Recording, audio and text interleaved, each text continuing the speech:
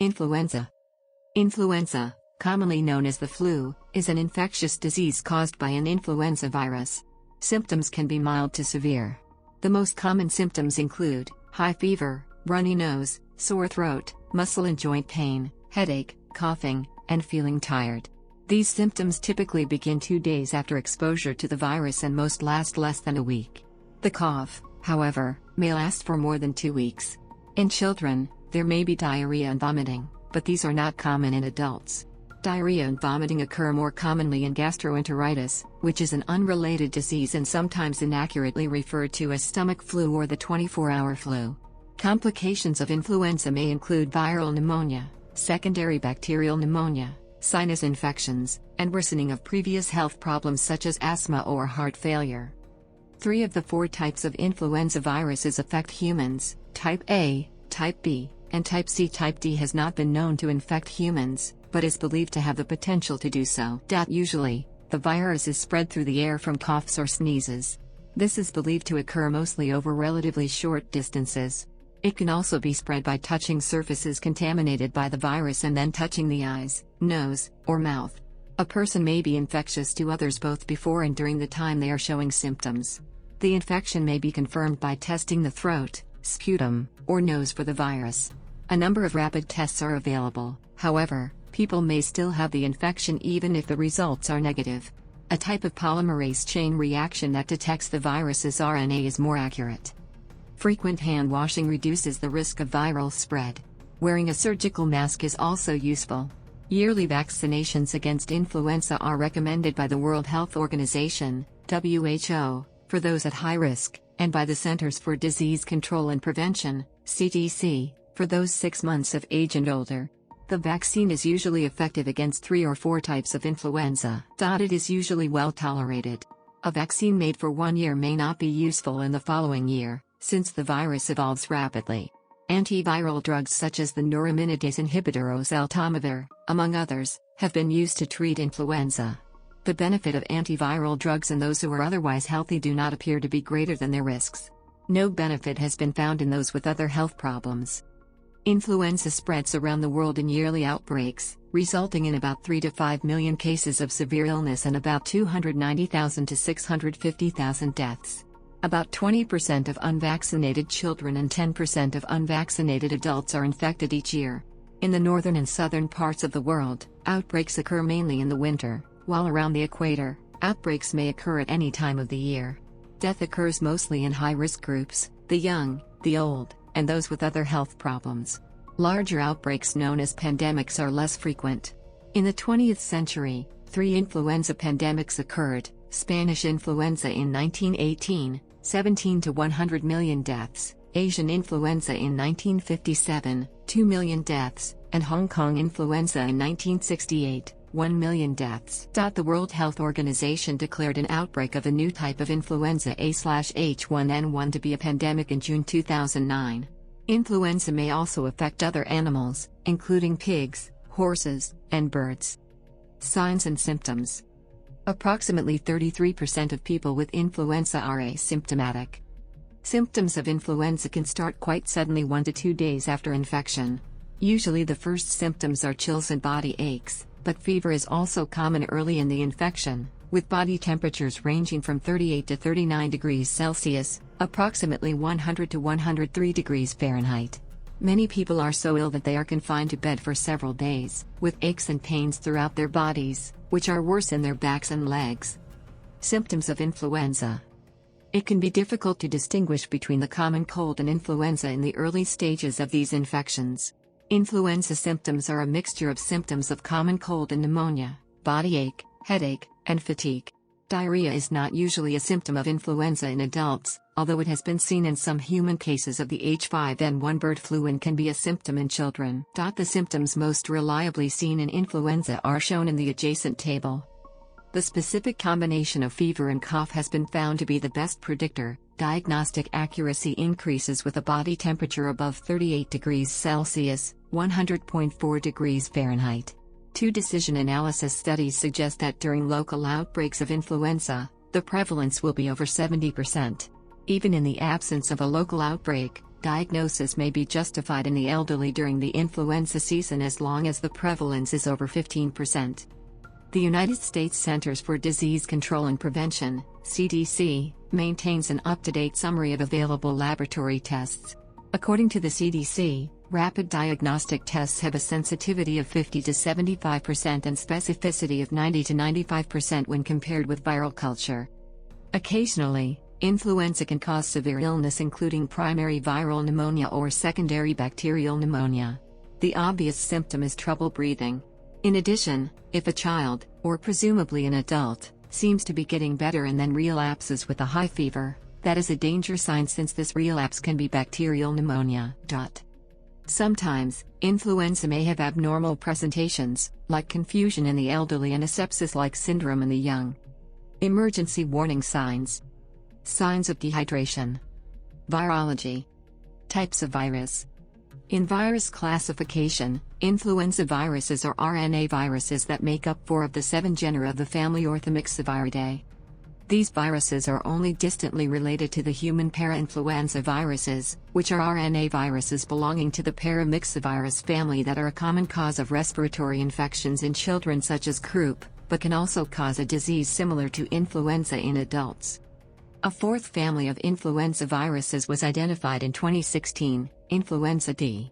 The type species for this family is Influenza D virus, which was first isolated in 2011. Influenzavirus A. This genus has 1 species, Influenza A virus. Wild aquatic birds are the natural hosts for a large variety of Influenza A. Occasionally, viruses are transmitted to other species and may then cause devastating outbreaks in domestic poultry or give rise to human influenza pandemics. The Influenza A virus can be subdivided into different serotypes based on the antibody response to these viruses. The serotypes that have been confirmed in humans are Influenzavirus B. This genus has 1 species, Influenza B virus. Influenza B almost exclusively infects humans and is less common than Influenza A. The only other animals known to be susceptible to Influenza B infection are the seal and the ferret. This type of influenza mutates at a rate 2 to 3 times slower than type A and consequently is less genetically diverse, with only 1 Influenza B serotype. As a result of this lack of antigenic diversity, a degree of immunity to Influenza B is usually acquired at an early age. However, Influenza B mutates enough that lasting immunity is not possible. This reduced rate of antigenic change, combined with its limited host range, inhibiting cross-species antigenic shift, ensures that pandemics of Influenza B do not occur. Influenzavirus C. This genus has 1 species, Influenza C virus, which infects humans, dogs and pigs, sometimes causing both severe illness and local epidemics. However, Influenza C is less common than the other types and usually only causes mild disease in children. Influenzavirus D. This genus has only 1 species, Influenza D virus, which infects pigs and cattle. The virus has the potential to infect humans, although no such cases have been observed yet. Structure, properties, and subtype nomenclature. Influenzaviruses A, B, C, and D are very similar in overall structure. The virus particle, also called the virion, is 80 to 120 nanometers in diameter such that the smallest virions adopt an elliptical shape. The length of each particle varies considerably, owing to the fact that influenza is pleomorphic, and can be in excess of many tens of micrometers, producing filamentous virions. However, despite these varied shapes, the viral particles of all influenza viruses are similar in composition. These are made of a viral envelope containing 2 main types of glycoproteins, wrapped around a central core. The central core contains the viral RNA genome and other viral proteins that package and protect this RNA. RNA tends to be single-stranded, but in special cases it is double. Unusually for a virus, its genome is not a single piece of nucleic acid. Instead, it contains 7 or 8 pieces of segmented negative sense RNA, each piece of RNA containing either 1 or 2 genes, which code for a gene product, protein. For example, the influenza A genome contains 11 genes on 8 pieces of RNA, encoding for 11 proteins: hemagglutinin, Ha, neuraminidase, Na, nucleoprotein, NP, M1, matrix 1 protein, M2, NS1, non-structural protein 1, NS2, other name is NEP, nuclear export protein, PA, PB1, polymerase basic 1, PB1F2 and PB2. Hemagglutinin, HA, and neuraminidase, NA, are the two large glycoproteins on the outside of the viral particles. HA is a lectin that mediates binding of the virus to target cells and entry of the viral genome into the target cell, while NA is involved in the release of progeny virus from infected cells, by cleaving sugars that bind the mature viral particles. Thus, these proteins are targets for antiviral drugs. Furthermore, they are antigens to which antibodies can be raised. Influenza viruses are classified into subtypes based on antibody responses to HA and NA. These different types of HA and NA form the basis of the H and N distinctions in, for example, H5N1. There are 18 H and 11 N subtypes known, but only H1, 2 and 3, and N1 and 2 are commonly found in humans. Replication. Viruses can replicate only in living cells. Influenza infection and replication is a multi-step process. First, the virus has to bind to and enter the cell, then deliver its genome to a site where it can produce new copies of viral proteins and RNA, assemble these components into new viral particles, and, last, exit the host cell. Influenza viruses bind through hemagglutinin onto sialic acid sugars on the surfaces of epithelial cells, typically in the nose, throat, and lungs of mammals, and intestines of birds, stage 1 in infection figure. After the hemagglutinin is cleaved by a protease, the cell imports the virus by endocytosis. The intracellular details are still being elucidated. It is known that virions converge to the microtubule organizing center, interact with acidic endosomes and finally enter the target endosomes for genome release. Once inside the cell, the acidic conditions in the endosome cause two events to happen. First, part of the hemagglutinin protein fuses the viral envelope with the vacuole's membrane, then the M2 ion channel allows protons to move through the viral envelope and acidify the core of the virus, which causes the core to disassemble and release the viral RNA and core proteins. The viral RNA, VRNA, molecules, accessory proteins and RNA-dependent RNA polymerase are then released into the cytoplasm, stage 2. The M2 ion channel is blocked by amantadine drugs, preventing infection.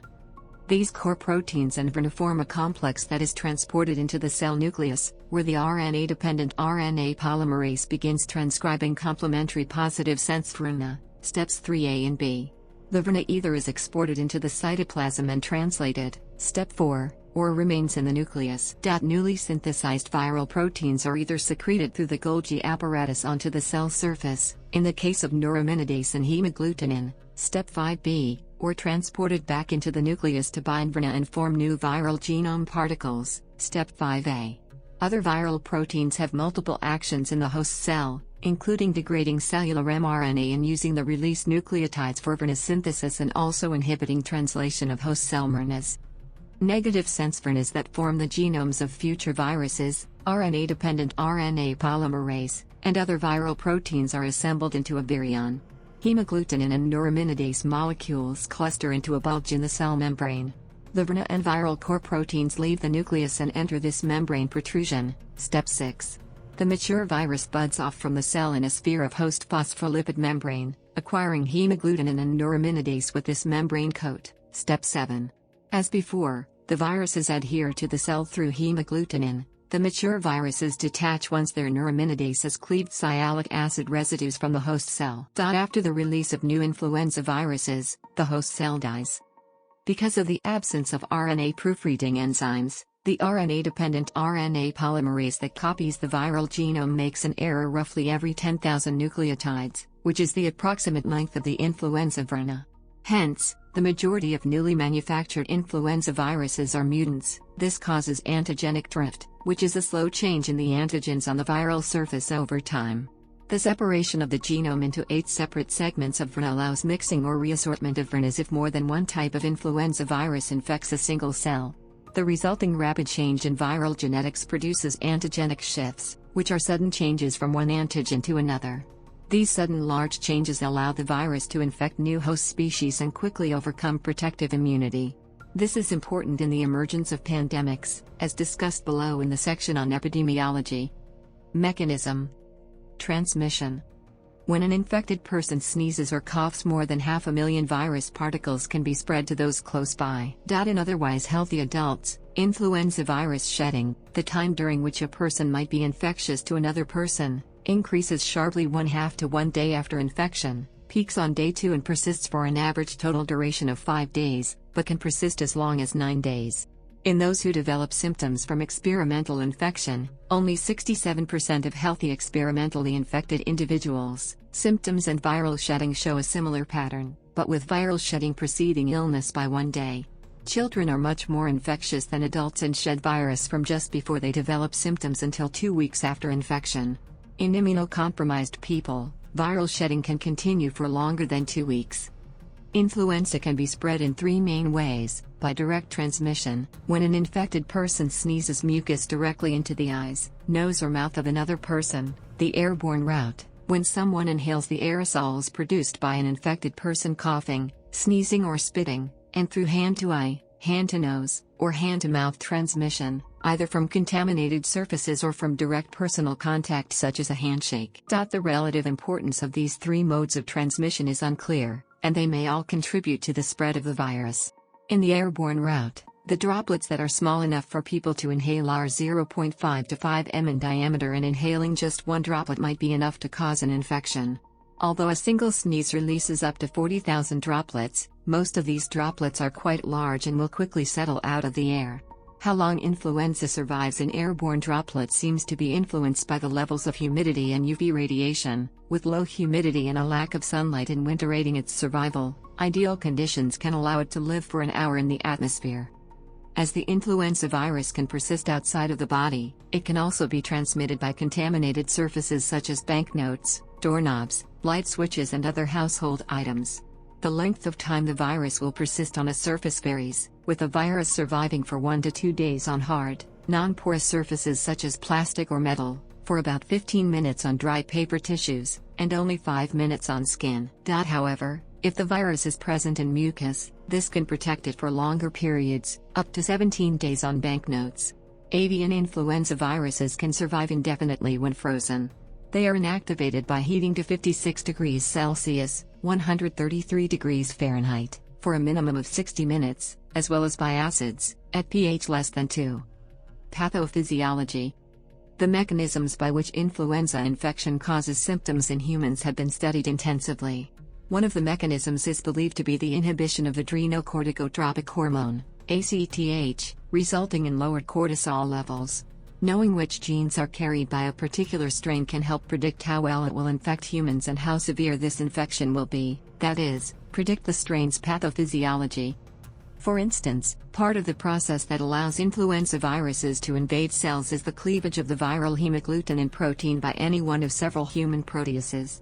In mild and virulent viruses, the structure of the hemagglutinin means that it can only be cleaved by proteases found in the throat and lungs, so these viruses cannot infect other tissues. However, in highly virulent strains, such as H5N1, the hemagglutinin can be cleaved by a wide variety of proteases, allowing the virus to spread throughout the body. The viral hemagglutinin protein is responsible for determining both which species a strain can infect and where in the human respiratory tract a strain of influenza will bind. Strains that are easily transmitted between people have hemagglutinin proteins that bind to receptors in the upper part of the respiratory tract, such as in the nose, throat and mouth. In contrast, the highly lethal H5N1 strain binds to receptors that are mostly found deep in the lungs. This difference in the site of infection may be part of the reason why the H5N1 strain causes severe viral pneumonia in the lungs, but is not easily transmitted by people coughing and sneezing. Common symptoms of the flu such as fever, headaches, and fatigue are the result of the huge amounts of pro-inflammatory cytokines and chemokines, such as interferon or tumor necrosis factor, produced from influenza-infected cells. In contrast to the rhinovirus that causes the common cold, influenza does cause tissue damage, so symptoms are not entirely due to the inflammatory response. This massive immune response might produce a life-threatening cytokine storm. This effect has been proposed to be the cause of the unusual lethality of both the H5N1 avian influenza and the 1918 pandemic strain. However, Another possibility is that these large amounts of cytokines are just a result of the massive levels of viral replication produced by these strains, and the immune response does not itself contribute to the disease. Influenza appear to trigger programmed cell death, apoptosis. Prevention. Vaccination. The influenza vaccine is recommended by the World Health Organization, WHO, for high-risk groups, such as pregnant women, children aged less than 5 years, the elderly, healthcare workers, and people who have chronic illnesses such as HIV/AIDS, asthma, diabetes, heart disease, or are immunocompromised among others. The United States Centers for Disease Control and Prevention, CDC, recommends the influenza vaccine for those aged 6 months or older who do not have contraindications. In healthy adults, it is modestly effective in decreasing the amount of influenza-like symptoms in a population. In healthy children over the age of 2 years, the vaccine reduces the chances of getting influenza by around 2/3, while it has not been well studied in children under 2 years. In those with chronic obstructive pulmonary disease, vaccination reduces exacerbations. It is not clear if it reduces asthma exacerbations. Evidence supports a lower rate of influenza-like illness in many groups who are immunocompromised, such as those with HIV/AIDS, cancer, and post-organ transplant. In those at high risk, immunization may reduce the risk of heart disease. Whether immunizing healthcare workers affects patient outcomes is controversial, with some reviews finding insufficient evidence and others finding tentative evidence. Due to the high mutation rate of the virus, a particular influenza vaccine usually confers protection for no more than a few years. Each year, the World Health Organization predicts which strains of the virus are most likely to be circulating in the next year. See historical annual reformulations of the influenza vaccine, allowing pharmaceutical companies to develop vaccines that will provide the best immunity against these strains. The vaccine is reformulated each season for a few specific flu strains but does not include all the strains active in the world during that season. It takes about 6 months for the manufacturers to formulate and produce the millions of doses required to deal with the seasonal epidemics. Occasionally, a new or overlooked strain becomes prominent during that time. It is also possible to get infected just before vaccination and get sick with the strain that the vaccine is supposed to prevent, as the vaccine takes about 2 weeks to become effective. Vaccines can cause the immune system to react as if the body were actually being infected, and general infection symptoms, many cold and flu symptoms are just general infection symptoms, can appear, though these symptoms are usually not as severe or long-lasting as influenza. The most dangerous adverse effect is a severe allergic reaction to either the virus material itself or residues from the hen eggs used to grow the influenza. However, these reactions are extremely rare. A 2018 Cochrane review of children in good general health found that the live immunizations seemed to lower the risk of getting influenza for the season from 18% to 4%. The inactivated vaccines seemed to lower the risk of getting flu for the season from 30% to 11%. Not enough data was available to draw definite conclusions about serious complications such as pneumonia or hospitalization. For healthy adults, a 2018 Cochrane review showed that vaccines reduced the incidence of lab-confirmed influenza from 2.3% to 0.9%, which constitutes a reduction of risk of approximately 60%. However, for influenza-like illness, which is defined as the same symptoms of cough, fever, headache, runny nose, and bodily aches and pains, vaccine reduced the risk from 21.5% to 18.1%. This constitutes a much more modest reduction of risk of approximately 16%. The difference is most probably explained by the fact that over 200 viruses cause the same or similar symptoms as the flu virus. Another review looked at the effect of short and long-term exercise before the vaccine. However, no benefits or harms were recorded. The cost-effectiveness of seasonal influenza vaccination has been widely evaluated for different groups and in different settings. It has generally been found to be a cost-effective intervention, especially in children and the elderly. However, the results of economic evaluations of influenza vaccination have often been found to be dependent on key assumptions. Infection control. These are the main ways that influenza spreads. Reasonably effective ways to reduce the transmission of influenza include good personal health and hygiene habits such as not touching your eyes, nose or mouth, frequent hand washing, with soap and water, or with alcohol-based hand rubs, covering coughs and sneezes, avoiding close contact with sick people, and staying home yourself if you are sick. Avoiding spitting is also recommended. Although face masks might help prevent transmission when caring for the sick, there is mixed evidence on beneficial effects in the community. Smoking raises the risk of contracting influenza, as well as producing more severe disease symptoms. Since influenza spreads through both aerosols and contact with contaminated surfaces, surface sanitizing may help prevent some infections. Alcohol is an effective sanitizer against influenza viruses, while quaternary ammonium compounds can be used with alcohol so that the sanitizing effect lasts for longer. In hospitals, quaternary ammonium compounds and bleach are used to sanitize rooms or equipment that have been occupied by people with influenza symptoms. At home, this can be done effectively with a diluted chlorine bleach.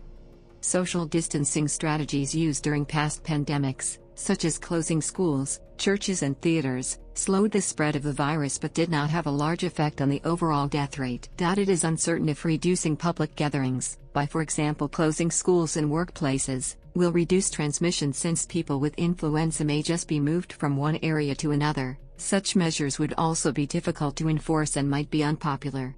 When small numbers of people are infected, isolating the sick might reduce the risk of transmission. Diagnosis. There are a number of rapid tests for the flu. One is called a rapid molecular assay, when an upper respiratory tract specimen, mucus, is taken using a nasal swab or a nasopharyngeal swab. It should be done within 3 to 4 days of symptom onset, as upper respiratory viral shedding takes a downward spiral after that. Treatment. People with the flu are advised to get plenty of rest, drink plenty of liquids, avoid using alcohol and tobacco and, if necessary, take medications such as acetaminophen, paracetamol, to relieve the fever and muscle aches associated with the flu. In contrast, there is not enough evidence to support corticosteroids as add-on therapy for influenza. It is advised to avoid close contact with others to prevent spread of infection. Children and teenagers with flu symptoms, particularly fever, should avoid taking aspirin during an influenza infection, especially influenza type B, because doing so can lead to Ray's syndrome, a rare but potentially fatal disease of the liver. Since influenza is caused by a virus, antibiotics have no effect on the infection, unless prescribed for secondary infections such as bacterial pneumonia. Antiviral medication may be effective, if given early, within 48 hours to first symptoms, but some strains of influenza can show resistance to the standard antiviral drugs and there is concern about the quality of the research. High-risk individuals such as young children, pregnant women, the elderly, and those with compromised immune systems should visit the doctor for antiviral drugs. Those with the emergency warning sign should visit the emergency room at once. Antivirals. The two classes of antiviral drugs used against influenza are neuraminidase inhibitors, oseltamivir, zanamivir, lenacapavir and peramivir, and M2 protein inhibitors, adamantane derivatives. Neuraminidase inhibitors. Overall, the benefits of neuraminidase inhibitors in those who are otherwise healthy do not appear to be greater than the risks. There does not appear to be any benefit in those with other health problems. In those believed to have the flu, they decreased the length of time symptoms were present by slightly less than a day but did not appear to affect the risk of complications such as needing hospitalization or pneumonia. Increasingly prevalent resistance to neuraminidase inhibitors has led to researchers to seek alternative antiviral drugs with different mechanisms of action. M2 inhibitors. The antiviral drugs amantadine and rimantadine inhibit a viral ion channel, M2 protein, thus inhibiting replication of the influenza A virus.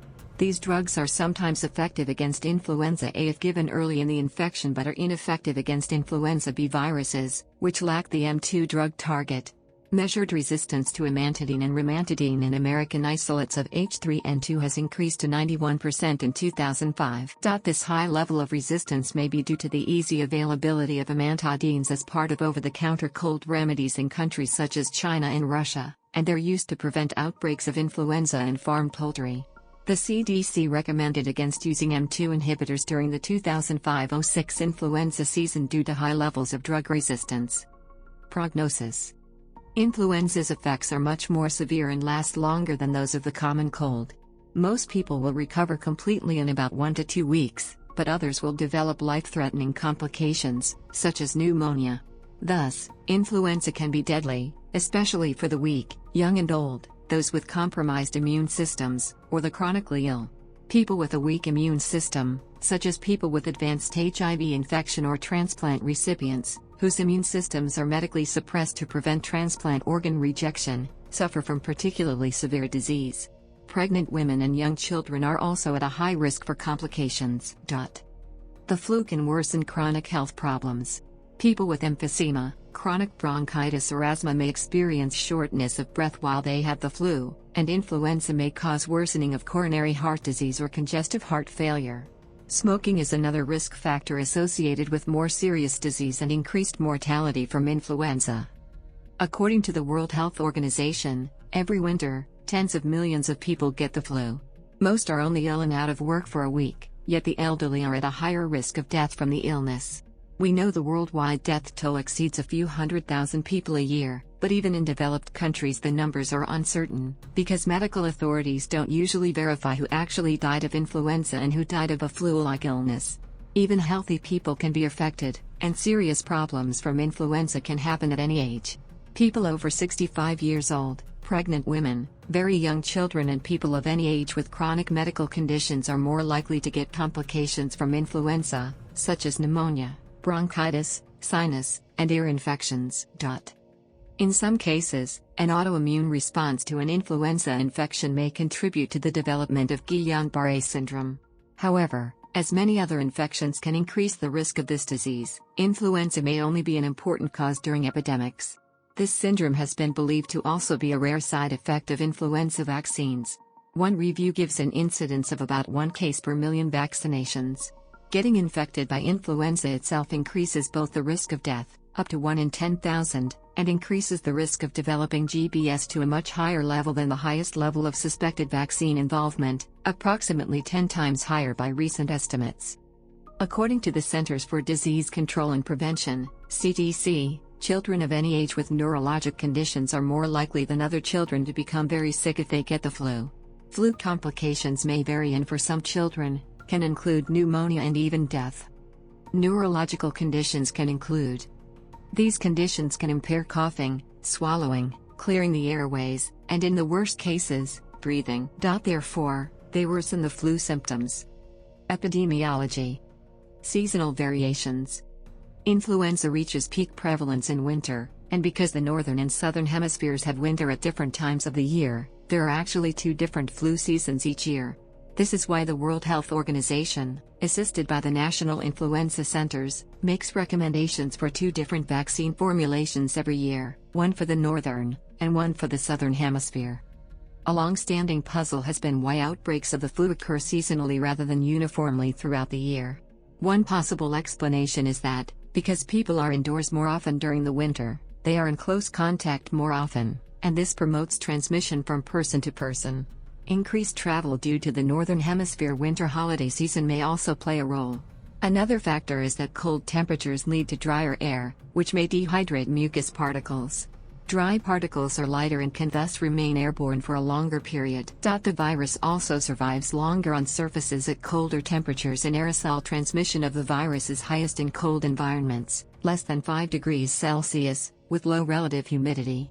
The lower air humidity in winter seems to be the main cause of seasonal influenza transmission in temperate regions. However, seasonal changes in infection rates also occur in tropical regions, and in some countries these peaks of infection are seen mainly during the rainy season. Seasonal changes in contact rates from school terms, which are a major factor in other childhood diseases such as measles and pertussis, may also play a role in the flu. A combination of these small seasonal effects may be amplified by dynamical resonance with the endogenous disease cycles. H5N1 exhibits seasonality in both humans and birds. An alternative hypothesis to explain seasonality in influenza infections is an effect of vitamin D levels on immunity to the virus. This idea was first proposed by Robert Edgar Hope Simpson in 1965. He proposed that the cause of influenza epidemics during winter may be connected to seasonal fluctuations of vitamin D, which is produced in the skin under the influence of solar, or artificial, UV radiation. This could explain why influenza occurs mostly in winter and during the tropical rainy season, when people stay indoors, away from the sun, and their vitamin D levels fall. Epidemic and pandemic spread. As influenza is caused by a variety of species and strains of viruses, in any given year some strains can die out while others create epidemics, while yet another strain can cause a pandemic. Typically, in a year's normal 2 flu seasons, one per hemisphere, there are between 3 and 5 million cases of severe illness and around 650,000 deaths worldwide, which by some definitions is a yearly influenza epidemic. Although the incidence of influenza can vary widely between years, approximately 36,000 deaths and more than 200,000 hospitalizations are directly associated with influenza every year in the United States. One method of calculating influenza mortality produced an estimate of 41,400 average deaths per year in the United States between 1979 and 2001. Different methods in 2010 by the Centers for Disease Control and Prevention, CDC, reported a range from a low of about 3,300 deaths to a high of 49,000 per year. Roughly 3 times per century, a pandemic occurs, which infects a large proportion of the world's population and can kill tens of millions of people. See Pandemics section. One study estimated that if a strain with similar virulence to the 1918 influenza emerged today, it could kill between 50 and 80 million people. New influenza viruses are constantly evolving by mutation or by reassortment. Mutations can cause small changes in the hemagglutinin and neuraminidase antigens on the surface of the virus. This is called antigenic drift, which slowly creates an increasing variety of strains until one evolves that can infect people who are immune to the pre-existing strains. This new variant then replaces the older strains as it rapidly sweeps through the human population, often causing an epidemic. However, since the strains produced by drift will still be reasonably similar to the older strains, some people will still be immune to them. In contrast, when influenza viruses reassort, they acquire completely new antigens, for example by reassortment between avian strains and human strains. This is called antigenic shift. If a human influenza virus is produced that has entirely new antigens, everybody will be susceptible, and the novel influenza will spread uncontrollably, causing a pandemic. In contrast to this model of pandemics based on antigenic drift and shift, an alternative approach has been proposed where the periodic pandemics are produced by interactions of a fixed set of viral strains with a human population with a constantly changing set of immunities to different viral strains. From a public health point of view, flu epidemics spread rapidly and are very difficult to control. Most influenza virus strains are not very infectious and each infected individual will only go on to infect 1 or 2 other individuals. The basic reproduction number for influenza is generally around 1.4. However, the generation time for influenza is extremely short. The time from a person becoming infected to when he infects the next person is only 2 days. The short generation time means that influenza epidemics generally peak at around 2 months and burn out after 3 months. The decision to intervene in an influenza epidemic therefore has to be taken early, and the decision is therefore often made on the back of incomplete data. Another problem is that individuals become infectious before they become symptomatic, which means that putting people in quarantine after they become ill is not an effective public health intervention.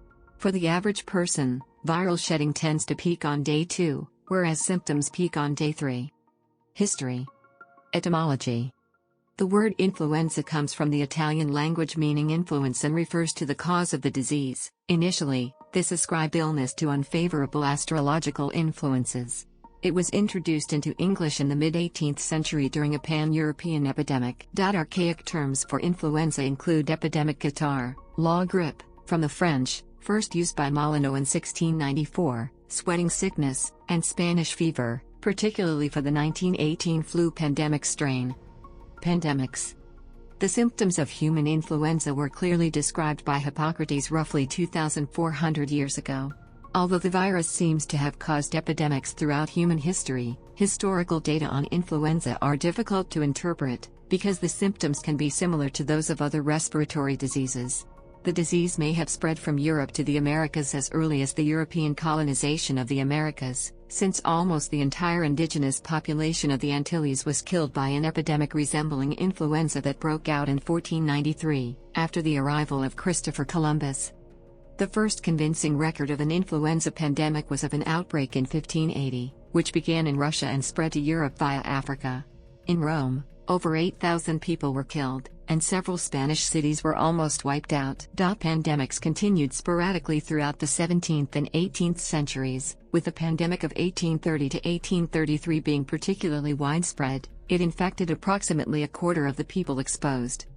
The most famous and lethal outbreak was the 1918 flu pandemic, Spanish flu pandemic, type A influenza, H1N1 subtype, which lasted from 1918 to 1919. It is not known exactly how many it killed, but estimates range from 50 to 100 million people. This pandemic has been described as the greatest medical holocaust in history and may have killed as many people as the Black Death. This huge death toll was caused by an extremely high infection rate of up to 50% and the extreme severity of the symptoms, suspected to be caused by cytokine storms. Symptoms in 1918 were so unusual that initially influenza was misdiagnosed as dengue, cholera, or typhoid. One observer wrote, "One of the most striking of the complications was hemorrhage from mucous membranes, especially from the nose, stomach, and intestine. Stop bleeding from the ears and petechial hemorrhages in the skin also occurred." The majority of deaths were from bacterial pneumonia, a secondary infection caused by influenza, but the virus also killed people directly, causing massive hemorrhages and edema in the lung. The 1918 flu pandemic was truly global, spreading even to the Arctic and remote Pacific islands. The unusually severe disease killed between 2 and 20% of those infected, as opposed to the more usual flu epidemic mortality rate of 0.1%. Another unusual feature of this pandemic was that it mostly killed young adults, with 99% of pandemic influenza deaths occurring in people under 65, and more than half in young adults 20 to 40 years old. This is unusual since influenza is normally most deadly to the very young, under age 2, and the very old, over age 70. The total mortality of the 1918 to 1919 pandemic is not known, but it is estimated that 2.5% to 5% of the world's population was killed.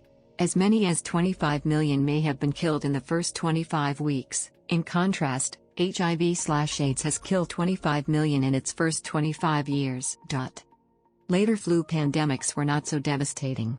They included the 1957 Asian flu, type A, H2N2 strain, and the 1968 Hong Kong flu, type A, H3N2 strain, but even these smaller outbreaks killed millions of people.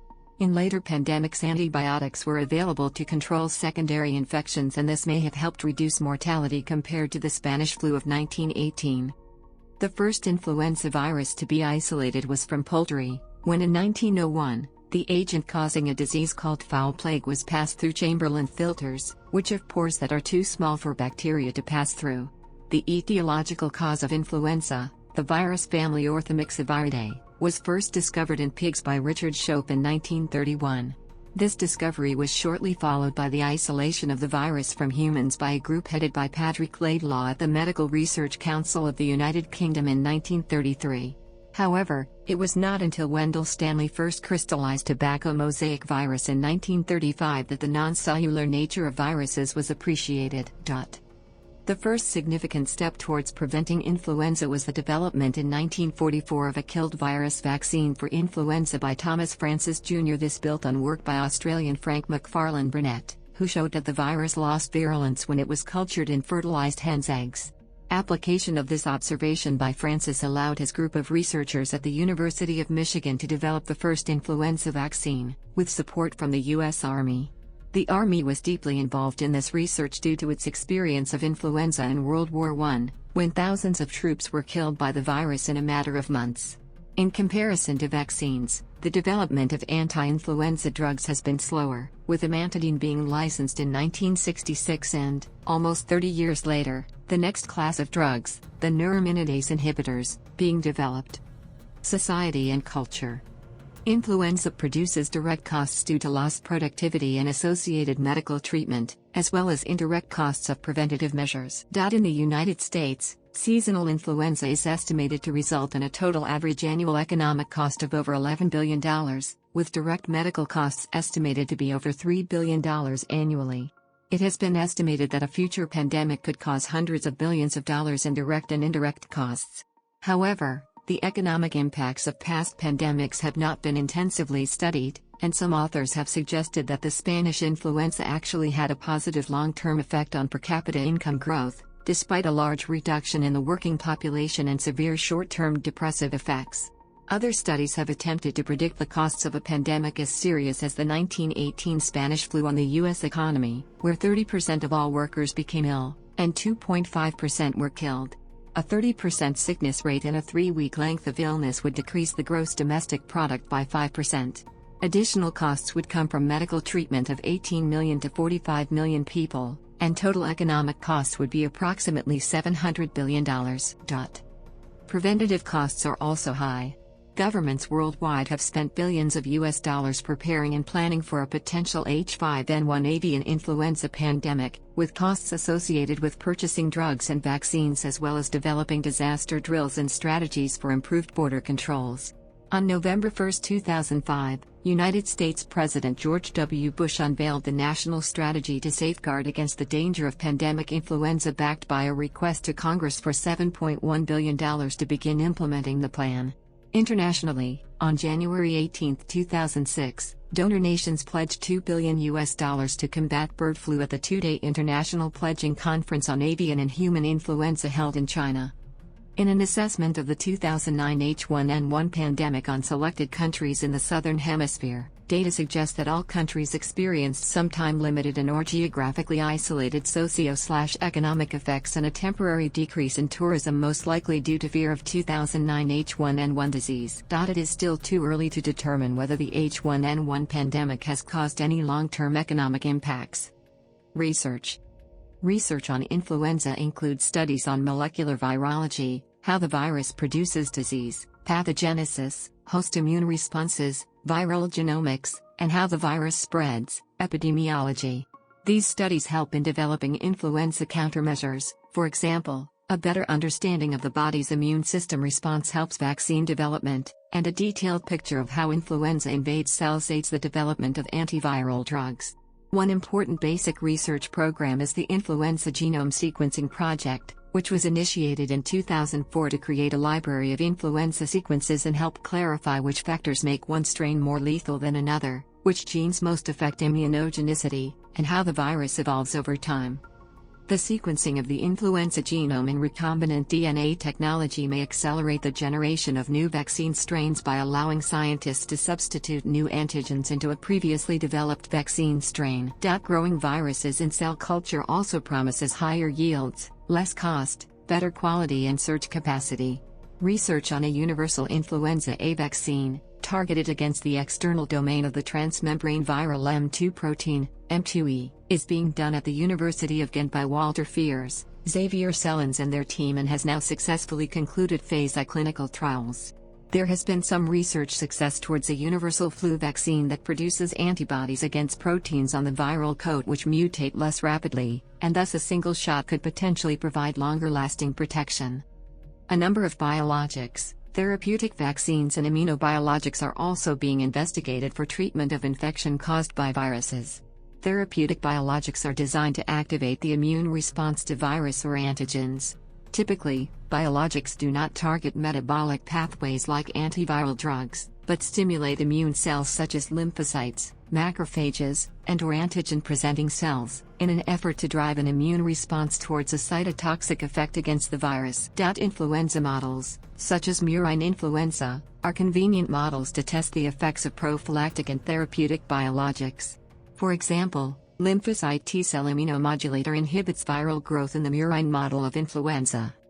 Other animals.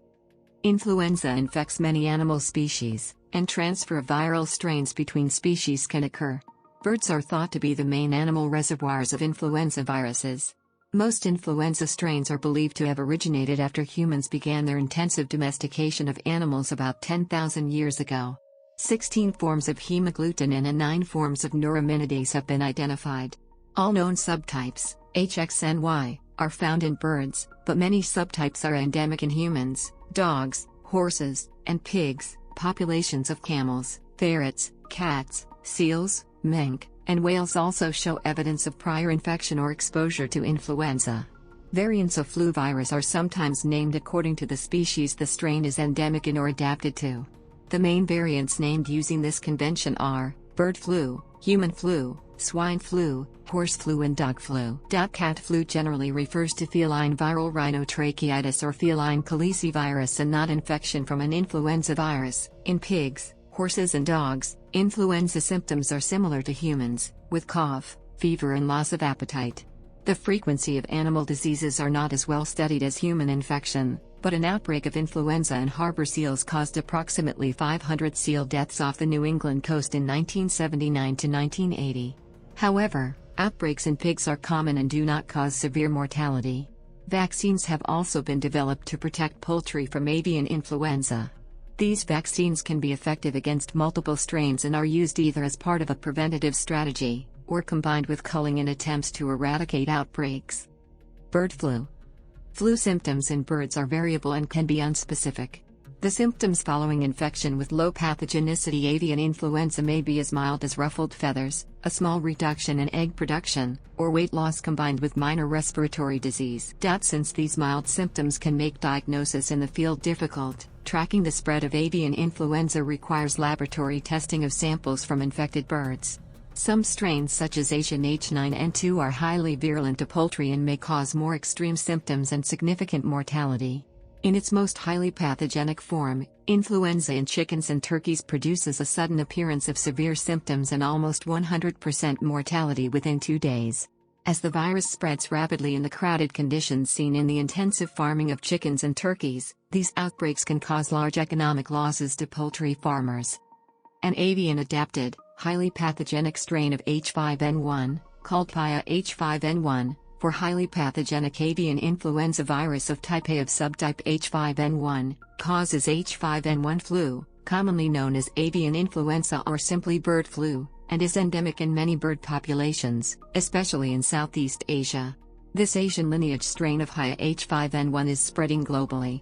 It is epizootic, an epidemic in non-humans, and panzootic, a disease affecting animals of many species, especially over a wide area, killing tens of millions of birds and spurring the culling of hundreds of millions of other birds in an attempt to control its spread. Most references in the media to bird flu and most references to H5N1 are about this specific strain. PIA H5N1 is an avian disease and there is no evidence suggesting efficient human-to-human transmission of PIA H5N1. In almost all cases, those infected have had extensive physical contact with infected birds. H5N1 may mutate or reassort into a strain capable of efficient human-to-human transmission. The exact changes that are required for this to happen are not well understood. Due to the high lethality and virulence of H5N1, its endemic presence, and its large and increasing biological host reservoir, the H5N1 virus was the world's pandemic threat in the 2006-07 flu season, and billions of dollars are being raised and spent researching H5N1 and preparing for a potential influenza pandemic. In March 2013, the Chinese government reported 3 cases of H7N9 influenza infections in humans, 2 of whom had died and the third was critically ill. Although the strain of the virus is not thought to spread efficiently between humans, by mid-April, at least 82 persons had become ill from H7N9, of which 17 had died. These cases include 3 small family clusters in Shanghai and 1 cluster between a neighboring girl and boy in Beijing, raising at least the possibility of human-to-human transmission. WHO points out that 1 cluster did not have 2 of the cases lab confirmed and further points out, as a matter of baseline information, that some viruses are able to cause limited human-to-human transmission under conditions of close contact but are not transmissible enough to cause large community outbreaks. Swine flu. In pigs, swine influenza produces fever, lethargy, sneezing, coughing, difficulty breathing and decreased appetite. In some cases the infection can cause abortion. Although mortality is usually low, the virus can produce weight loss and poor growth, causing economic loss to farmers. Infected pigs can lose up to 12 pounds of body weight over a 3 to 4 week period. Direct transmission of an influenza virus from pigs to humans is occasionally possible. This is called zoonotic swine flu. In all, 50 human cases are known to have occurred since the virus was identified in the mid-20th century, which have resulted in 6 deaths. In 2009, a swine origin H1N1 virus strain commonly referred to as swine flu caused the 2009 flu pandemic, but there is no evidence that it is endemic to pigs, i.e. actually a swine flu, or of transmission from pigs to people. Instead, the virus spreads from person to person. This strain is a reassortment of several strains of H1N1 that are usually found separately, in humans, birds, and pigs. Separately, in humans, birds, and pigs. Separately, in humans, birds, and pigs. Separately, in humans, birds, and pigs separately. In humans, birds, and pigs separately. In humans, birds, and pigs separately. In